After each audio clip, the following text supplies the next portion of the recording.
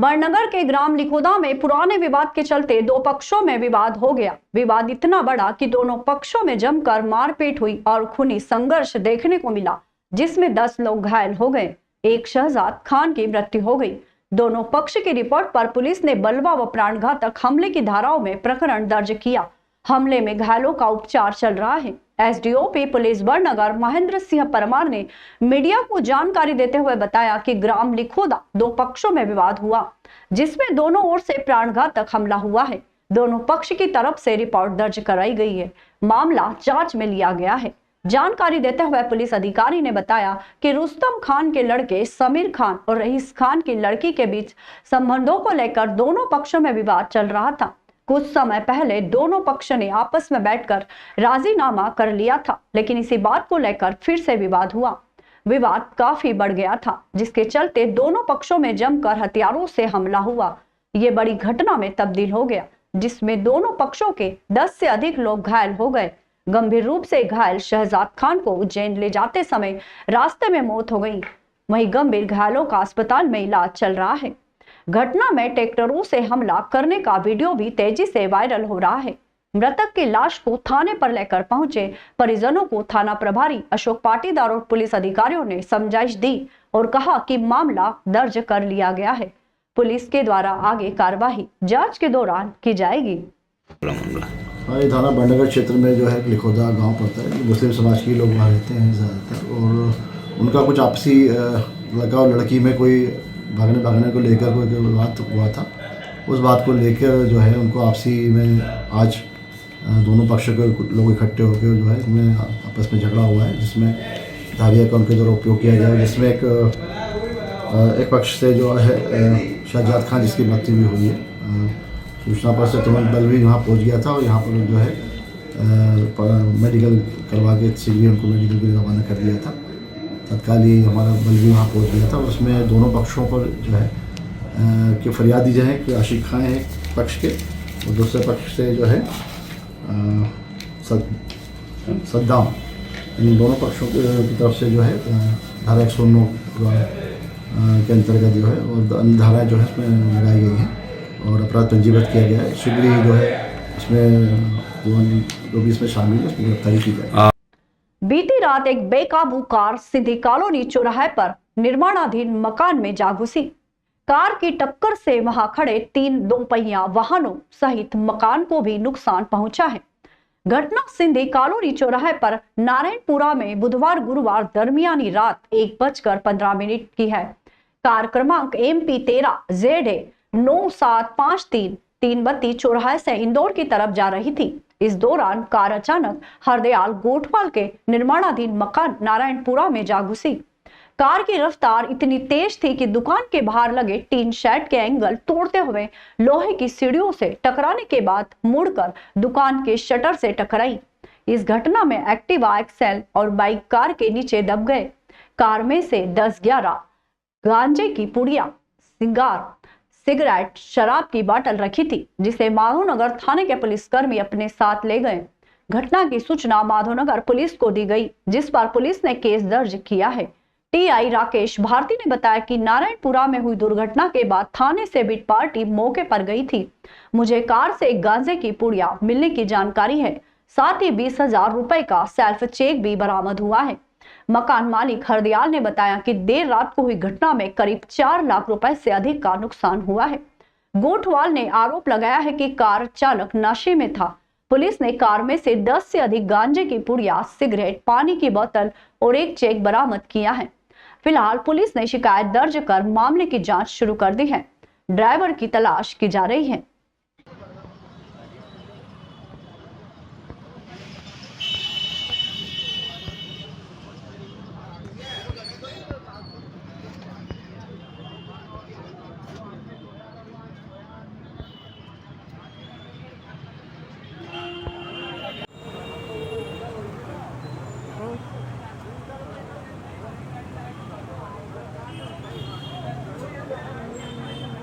फ्रीगंज में नया ओवरब्रिज बनाने का काम शुरू होने से पहले प्रथम प्रक्रिया शुरू हो गई है।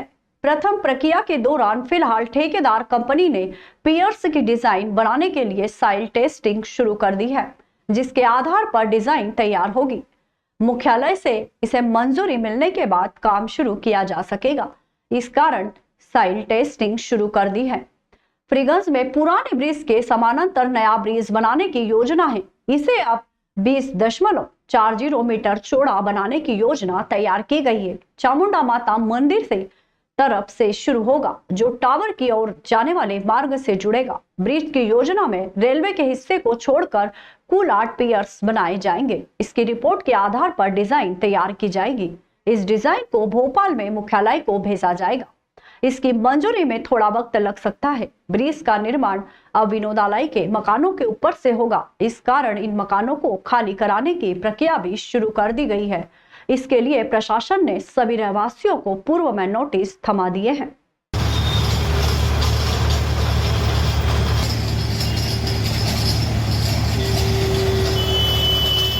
उज्जैन जिले की कृषि उपज मंडियों में सोयाबीन की कीमतों को लेकर किसानों में रोष है। किसानों का आरोप है कि व्यापारी उनकी फसल को उचित रेट में नहीं खरीदने के लिए आपस में पहले ही चर्चा कर लेते हैं। इससे किसानों को उनकी फसल का उचित दाम तक नहीं मिल पाता है। इस मामले में तराना कृषि उपज मंडी में किसानों ने हंगामा किया था। इसके बाद किसानों ने मंडी का गेट बंद कर दिया। सूचना मिलने पर तराना एसडीएम राजेश बोरसी, तहसीलदार सहित तराना थाना पुलिस मौके पर पहुंचे। उन्होंने किसानों से चर्चा की और व्यापारियों की भी बैठक ली। किसानों ने अधिकारियों को बताया कि व्यापारियों पर नीलामी में धोखाधड़ी की जाती है। किसानों ने व्यापारियों पर आरोप लगाते हुए कहा कि जब व्यापारियों की तरफ से बोली लगाई जाती है तो वो किसानों के माल को उचित रेट में नहीं खरीदने के लिए आपस में पहले से ही चर्चा कर लेते हैं। इससे किसानों के साथ धोखाधड़ी होती है। इसके चलते किसानों को उनकी फसल का उचित दाम तक नहीं मिल पाता है। कलेक्टर नीरज कुमार सिंह ने बताया कि जिले में 29 सोयाबीन खरीदी केंद्र बनाए गए हैं, जिनमें उचित दाम पर सोयाबीन बेची जा सकती है। किसान इस सुविधा का लाभ उठा सकते हैं। तो 12% पे ही राज्य सरकार की आप से बात हुई है, 12% नमी ये खाली किसानों के लिए लेके गया तो अच्छा माल चाहिए, व्यापारी जो ले कच्चे माल चाहिए, जो थ्रेशर मशीन है उसकी पूर्ति होगी, वो इशारा कर देता है, वो भी चल देता है। जो बोली बोल दी है वो सही किसान की। किसान इसी दुख से दुखी हो रहा है। मंडी में कोई उनको शौक नहीं है कि आप हड़ताल मजा करते हैं, लेकिन सिर्फ किसान ये चाहता है कि 10 बोली अगर लगाएंगे उनको दाम मिल जाएगा। एक या दो व्यापारी बोल लगाते हैं और चल देते हैं। क्या आरोप है कि एक ही व्यापारी बोली मंडी में हर प्रकार का माल आ रहा है, मिट्टी वाले भी आ रहा है, कचरे वाले भी आ रहा है, दाल भी आ रही है और फ्रेश माल भी आ रहा है। तो फ्रेश माल व्यापारी किसान ये चाहता है कि समर्थन मूल्य में बिके। अब यहाँ समर्थन मूल्य में लेवल है नहीं। व्यापारी जो प्लांट वो भैया प्लांट ने जो भाव खोला है उस प्लांट के भाव के हिसाब से व्यापारी अपना पट्टा देख के खरीद ले। हमारे द्वारा कोशिश की गई, एसडीएम साहब को बुलवाया, तहसीलदार साहब के आगे सबने मिलकर नीलाम भी चालू करवाया वापस। भाई किसान राजी नहीं है उस भाव में। 4400 आखिरी जहाँ 4400 का आखिरी रहा। उसके नीचे सारे फिर मिट्टी है, सीमेंट है, माउचर एक दागी बिका 4150 का अभी बेच। किसान संतुष्ट नहीं है। किसानों की सोयाबीन का जो भाव है वो दिनों दिन गिरता जा रहा है। अभी वर्तमान में जो सोयाबीन की सरकार समर्थन मूल्य पे 4892 रुपये में ले रही है और मंडी में वही सोयाबीन 3800 और 4000 के भाव में बिक रही है। 1000 रुपये कम आ रहा है समर्थन मूल्य से। इसीलिए किसानों ने नाराज होकर मंडी तराना मंडी पे ताला लगा दिया और अपनी सोयाबीन बेचना बंद कर दी और अधिक संख्या में किसानों में नाराजगी है और वो इस भाव में सोयाबीन बेचना नहीं चाहते। क्या भाव है सोयाबीन? सोयाबीन आज 3800 3900 रुपये के आसपास बिकी। तराना नगर में क्या था सर? तराना नगर का तराना नगर में क्या मंडी का रेट क्या था? तराना मंडी में सोयाबीन 4000 से ज़्यादा नहीं बिक रही है। जो ट्राली आज से 4 दिन पहले 4500 रुपये में बिक रही थी वो आज 4000 के भाव में बिक रही है। मध्य प्रदेश सरकार द्वारा दस्तावेज पंजीयन की पारदर्शिता बढ़ाने के लिए लागू किए गए संपदा 2.0 सॉफ्टवेयर के कारण रजिस्ट्री प्रक्रिया में देरी हो रही है। ओटीपी और सर्वर समस्याओं के कारण सुचारू रूप से काम नहीं कर पा रहा है, जिससे क्रेता विक्रेता और सर्विस प्रोवाइडर परेशान हैं। इस सॉफ्टवेयर को 10 अक्टूबर को लागू किया गया था, जिसका उद्देश्य दस्तावेज पंजीयन को सरल और डिजिटलाइजेशन करना था। लेकिन अब तक इस नई व्यवस्था को लागू हुए 1 महीना बीत चुका है, लेकिन इसे लेकर कई परेशानियां आ रही हैं। उज्जैन जिले में भी यह व्यवस्था पूरी तरह से प्रभावी नहीं हो सकी है। पावर ऑफ अटॉर्नी जैसे दस्तावेज तो पंजीकृत हो रहे हैं, लेकिन संपत्तियों की खरीद फरोख्त वाली रजिस्ट्री के काम रुक रहे हैं। यही काम आमतौर पर सबसे ज्यादा होते हैं। अभिभाषक देवेंद्र शर्मा ने बताया कि संपदा 2.0 सॉफ्टवेयर के तहत रजिस्ट्री के लिए ओटीपी प्रणाली लागू की गई है। सर्विस प्रोवाइडर का कहना है कि 4 बार ओटीपी लेना पड़ता है, लेकिन फिर भी प्रक्रिया पूरी नहीं हो पाती। इससे काम में देरी हो रही है और लोगों को रुपए फंसने का डर सता रहा है। ये संपदा 2 जब से चालू करा है, अभी 7-8-10 दिन ही हुए, और जितने कस्टमर परेशान हो रहे हैं, मतलब 1-2 भी रजिस्ट्री नहीं हो पा रही है। और अभी हमारे जो अध्यक्ष जी हैं पंचायत कार्यालय के रवि मित्तल जी, उनने भी डीआर मैम को ज्ञापन दिया है कि मैम जब तक ये सुचारू रूप से चालू नहीं है तो जो पुरानी चलती थी उस विधि अनुसार वही चलती रहे तो परेशान भी नहीं होंगे कस्टमर। और वहाँ बिल्कुल लाइन की लाइन लगे जा रही है, सब अभिभाषक वगैरह क्लाइंट सब परेशान हो रहे हैं। क्या दिक्कत है सॉफ्टवेयर संपदा 2 में? ये सॉफ्टवेयर वहीं से नहीं चल रहा है, कभी सर्वर डाउन हो रहा है, कभी क्या हो रहा है। बेचारा कोई बाहर का व्यक्ति रहता है, वो मान लो फ्लाइट करा के आ रहा है तो उसका जाने का भी टिकट है तो वो कैंसिल कराना पड़ रहा, तो उसको भी आर्थिक रूप से 10-20 हज़ार 25 हज़ार का वो भी नुकसान हो रहा है। और अभिभाषकों को भी बिल्कुल आर्थिक परेशानी आ रही है और काम नहीं हो पा रहा। महाराष्ट्र के तीसरी बार मुख्यमंत्री बनने पर देवेंद्र फडणवीस को महाकाल मंदिर के पुजारी रमन गुरु और गोपाल गुरु ने मुंबई में मुख्यमंत्री निवास पर पहुंचकर आशीर्वाद दिया। इस अवसर पर उन्होंने देवेंद्र फडणवीस को रुद्राक्ष की माला, महाकाल का चित्र, महाकाल का अंगवस्त्र और भस्म प्रसाद प्रदान किया। देवेंद्र फडणवीस के बारे में जानकारी देते हुए महाकाल पुजारी रमन गुरु गोपाल गुरु ने कहा कि वे एक अनुभवी और कुशल नेता हैं, जिन्होंने महाराष्ट्र के विकास में महत्वपूर्ण योगदान दिया है। उन्होंने कहा कि देवेंद्र फडणवीस की नेतृत्व क्षमता और उनकी प्रतिबद्धता महाराष्ट्र के लिए एक वरदान है। महाकाल पुजारी रमन गुरु ने कहा कि देवेंद्र फडणवीस के नेतृत्व में महाराष्ट्र के उज्जवल भविष्य की कामना करते हैं। उन्होंने कहा कि देवेंद्र फडणवीस के नेतृत्व में महाराष्ट्र नई ऊंचाइयों पर पहुंचेगा।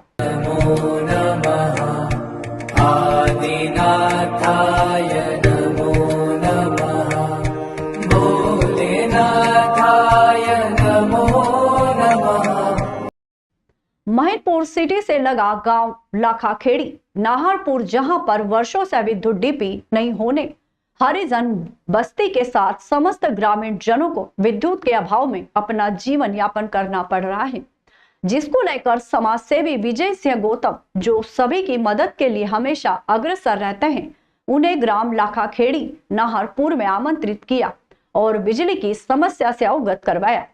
साथ ही ग्रामीणों ने बताया कि डीपी की स्वीकृति तो काफी समय से हो चुकी है, लेकिन आज तक डीपी नहीं लगी है। हम सभी बिना बिजली के रहने पर मजबूर हैं। ग्रामीणों ने समाज सेवी विजय सिंह को पूरे गांव की ओर से ज्ञापन भी दिया। समाज सेवी विजय सिंह गौतम ने ग्रामीणों की समस्या को सुनकर तत्काल विद्युत मंडल अधिकारी को फोन लगाकर चर्चा की, जिसमें अधिकारी द्वारा बताया गया है कि जांच कर जल्द ही समस्या का निराकरण कर दिया जाएगा। सभी ग्रामीणों ने विजय सिंह गौतम जिंदाबाद के नारे लगाए और उनका आभार माना। एवं स्ट्रीट लाइट मतलब 2012 से दिनांक आज तक बंद है। हमने तन मन धन से उनका सपोर्ट करा और उनको विजय श्री भी दिलाई। दिनेश बोस को विजय श्री दिलाई, कल्पना परुलेकर को भी दिलाई क्या, और भारत जैन, दिनेश बोस, प्रताप सिंह गौर, इन सबको दिया। लेकिन इन सब ने आज तक हमारे गांव लाहखेड़ी में उनकी एक खील भी नहीं है। और यहाँ पर पधारी मेरी माता बहनें, मेरी बेटियां, मेरे बेटे और यहाँ पर सभी लोग, मुझे परमार जी, राकेश परमार जी, जीएल परमार जी कुछ दिन पहले मिले थे और मुझसे कहा था कि हमारे यहाँ पे डीपी की बड़ी प्रॉब्लम है और बहुत बड़ी समस्या है, जिसके कारण हमारे यहाँ पर विद्युत आपूर्ति नहीं होती है। मैंने उसी समय वरिष्ठ अधिकारियों से बात करी, माननीय कलेक्टर साहब से भी बात किया था मैंने उस दिन। उसके बाद अभी हाल मैंने मध्य प्रदेश विद्युत मंडल के अधिकारियों से बात की है अभी आपके सामने, और मैं आपको विश्वास दिलाना चाहता हूं कि कल या परसों में मैं स्वयं आऊंगा मेरे साथ 65 kV का होगा शायद, ये 65 हॉर्स पावर की जो डीपी होती है। सर मेरा ये निवेदन है सर कि क्या ले यहाँ पर आज इन्होंने मेरा स्वागत भी रखा और कम से कम यहाँ 200-400 लोग हैं। मैं ये कहना चाहूंगा कि कल थोड़ा सा मौका मुआयना करूं मेरे साथ में, तो आपको थोड़ी तकलीफ दूंगा, तो आप भी पधारें और इसको जानकारी में दें। ये प्रतिष्ठा का विषय है और मैंने पहले भी आपसे निवेदन किया था, कल परसों भी, है ना। और बहुत ये पूरी अनुसूचित जाति की बस्ती है, परमार परिवार है और ये परिवार काफी दिनों से विद्युत के अभाव में बहुत सारे तकलीफ झेल रहा है ना। मैं इनका एक आवेदन लेता हूं और कल हुआ तो मैं अपने साथ में चल के आपका साथ में सर्वेक्षण करवाऊंगा सर, तो ये हमारा काम हो जाएगा। उसके बाद हमें कुछ भी नहीं सर, भगवान से हमारा नेता कैसा हो। देखिए, आज मैं महिदपुर विधानसभा के हमारे रोड पे स्थित गांव लाखाखेड़ी में हूँ। लाखाखेड़ी नाहरपुर बोलते हैं इसको। और ये गांव उन सब सुविधाओं से वंचित है जो मूलभूत सुविधाएं होना चाहिए। रोड का गांव होने के बाद भी ना तो यहाँ विद्युत की सही व्यवस्था है, ना ट्रांसफार्मर है और ना ही यहाँ पर कोई पीएचई का ऐसा ट्यूबवेल है, ना कोई शासकीय ऐसी योजना है पानी की जिसके यहाँ के लोगों को पानी पीने को मिले। मेरी बेटियां यहाँ से आधा किलोमीटर दूर जाकर इस रोड को क्रॉसिंग करती है, कई बार दुर्घटना होते होते बचती है। इन रोड को क्रॉस करके जब वो मेरी बेटियां पानी लेने जाती हैं, एक सज्जन है यहाँ पर कोई परमार परिवार के, वो देते हैं पानी थोड़ा बहुत पीने के लिए और उनकी वजह से इस गांव के इस परिवार को पानी मिलता है।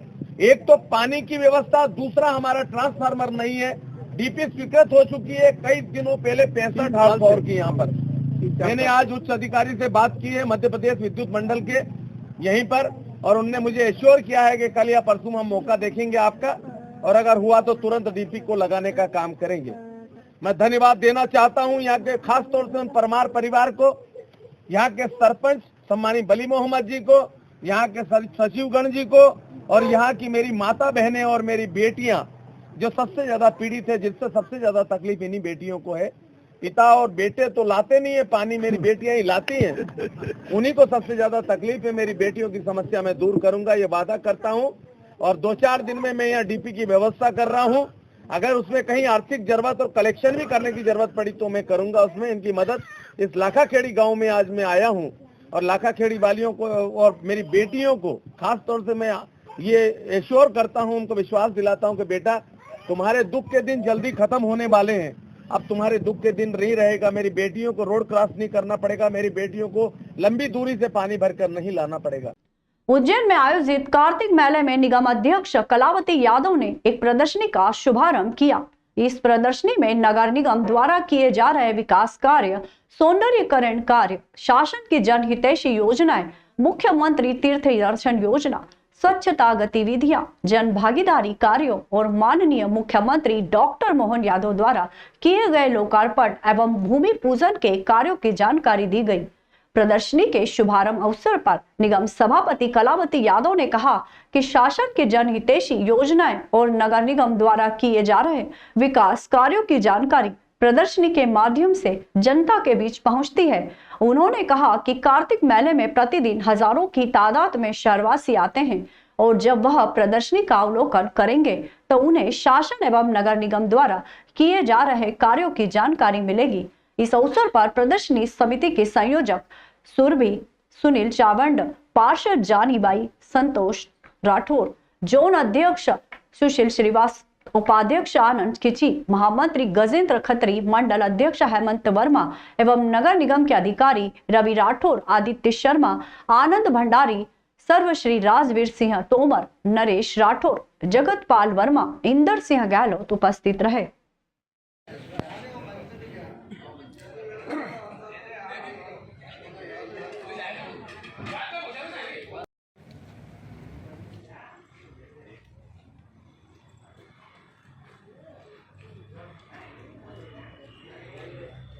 निश्चित रूप से नगर पालिका निगम के तो इतने काम है कि वो एक प्रदर्शनी में प्रदर्शित करना बहुत मुश्किल है, फिर भी कोशिश की है कि हमारे कामों को जनता के बीच में प्रदर्शित किया जाए।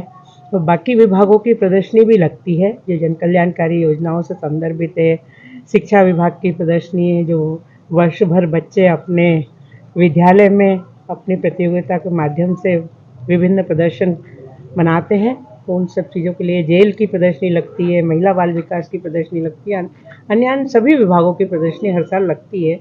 अभी भी हमने सुरभि जी से निवेदन किया है कि भाई सभी विभागों की प्रदर्शनी लगे ताकि जनता को जन कल्याणकारी योजनाओं की जानकारी मिले। ऊर्जा विभाग की भी लगती है, तो अब वो प्रदर्शनी भी लगाएंगे, भले लेट हो गए हैं लेकिन जो समय बचा है इसमें जनता के बीच में जन कल्याणकारी योजनाओं की जानकारी जाए।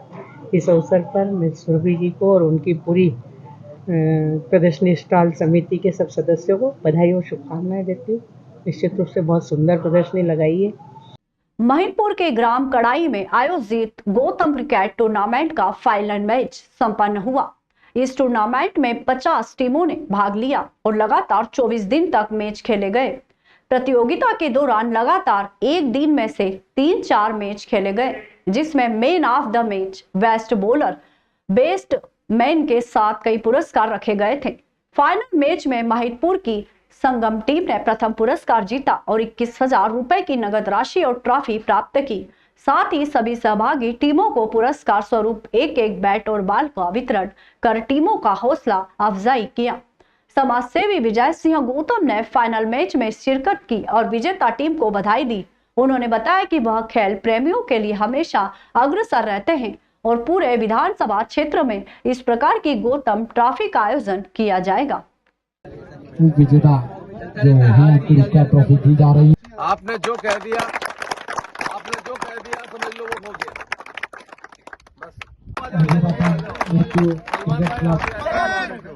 फाइनल का जो पुरस्कार है दिया जा रहा है। भारत माता की। उसके बाद वंदे भारत, अभिनंदन युवा क्रिकेट क्लब, इनका भी स्वागत वंदन अभिनंदन करता है। अभिनंदन डीडी नेशनल स्कूल। सबसे पहले तो ग्राम कड़ई को और इनके जो भी आयोजन करने वाले हैं सबको बहुत बहुत बधाई देता हूं मैं। खास तौर पर भैया हमारे विजय सिंह जी गौतम, इन्होंने बहुत अच्छा आयोजन करवाया है यहाँ पर। और जो ग्रामीण क्षेत्र में इन्होंने एक क्रांति लाई है क्रिकेट के लिए, जो एक तरह से पूरे क्षेत्र में खत्म हो चुका था, इन्होंने सभी जगह बहुत सारा आगे बढ़ाया है क्रिकेट को और सभी तरह के खेलों को करते हैं ये। और बहुत अच्छा आयोजन हुआ, यहाँ पे अच्छी टीमों ने भाग लिया है। वहाँ हमने भी सबसे अच्छा खेल कर आज विजेता के तौर पर यहाँ पर आपके सामने खड़े हैं। तो पूरी समिति को और भैया को और सबको बहुत बहुत धन्यवाद और बधाई देता हूँ मैं। सबसे पहली बात तो मेरे अकेले द्वारा कुछ भी नहीं किया गया यहाँ पे, ये सभी मेरे भाई, मेरे बड़े बुजुर्ग और सभी के आशीर्वाद और मेरे सभी सहपाठी के सहयोग से टूर्नामेंट सफल हुआ है। और इस टूर्नामेंट के अगर मुख्य कहे जाए तो हमारे आदरणीय विजय सिंह जी गौतम साहब, इनके ही तत्वाधान में इस गौतम ट्रॉफी का आयोजन किया था, जो सभी के सहयोग से सफल हुई। और आज फाइनल मैच हुआ था जिसमें महिदपुर संगम टीम विजेता रही और कड़ाई की हमारी टीम उप विजेता रही। और सभी खिलाड़ियों ने खेल का प्रदर्शन किया और हमें इस बात की खुशी है कि दो खिलाड़ी, अगर दो टीमें सामने मैच खेलती है तो एक हारती एक जीतती है। जीतने वाले को बधाई और हारने वाले हमारे सभी साथी खिलाड़ियों को भी बहुत बहुत बधाई। और भैया का भी बहुत बहुत धन्यवाद जिन्होंने अपना अमूल्य समय निकालकर इस गौतम ट्रॉफी को करवाया और यहाँ पर अपना अमूल्य समय निकालकर पधारे और हमारे बीच में समय दिया। और आसपास की जितनी टीमों ने पार्टिसिपेट किया था उन सभी को भैया द्वारा सम्मान स्वरूप एक बॉल और एक बैट भी दिए गए। देखिए, मैं बधाई देना चाहता हूं संगम टीम महिदपुर को। उनको 21,000 रुपया नगद और उनको ये ट्रॉफी भेंट की गई है। हमारे बीच में मौजूद संगम टीम के कप्तान अल्पेश जी, उनकी पूरी टीम, दीपक जी और उनकी पूरी टीम को बधाई देता हूं। दूसरा उप विजेता का पुरस्कार विजयपाल सिंह कमांडो को 11,000 रुपया और उप विजेता की शील्ड हमने इनको दी है। मैंने आज दोनों टीमों को बधाई दी है। इन्होंने अपना बहुत अच्छा प्रदर्शन किया है। करीब 40 टीमें हमारी मैदान में उतरी थी इन 10-12 दिनों में और आज इसका हिस्सा बने हैं उप विजेता के रूप में विजयपाल सिंह कमांडो कड़ाई और हमारे अल्पेश जी मंडलोई और हमारे दीपक ठाकुर जी और दीपक ठाकुर जी की पूरी टीम संगम महिदपुर। मैं बधाई देता हूं और उनको 11,000 रुपए का मैंने उप विजेता को पुरस्कार दिया है और शील्ड दी है और 21,000 रुपया का संगम टीम को हमने विजेता का इनाम दिया है और उनको शील्ड दी है। बधाई देना चाहता हूं और ये आशा करता हूं परमपिता परमेश्वर से कि ये हमारे बच्चे जो ग्रामीण क्षेत्रों में खेल के एक विधा को एक नया पुनर्जीवित करने का प्रयास मेरे द्वारा किया जा रहा है। इसके बाद धुलेट में होने जा रहा है मैच, उसके बाद में हमारा मैच पेटलावद में होने जा रहा है, उसके बाद में संगम टीम के नेतृत्व में हम लोग पूरे राज्य स्तरीय, जहां पर कि भोपाल से लेके उज्जैन, देवास, टीकमगढ़, छतरपुर, पन्ना, नीमच, जावरा, मंदसौर से लेके पूरे जिले जो हमारे 55-60 जिले हैं, 55-56 जिले, उन्हीं की पूरी टीम महिदपुर में उतरने जा रही है। और एक ऐसा विहंगम मैच होगा कि महिदपुर का नाम पूरे आभा पटल पर, क्रिकेट के आभा पटल पर पूरे मध्य प्रदेश में चमकेगा।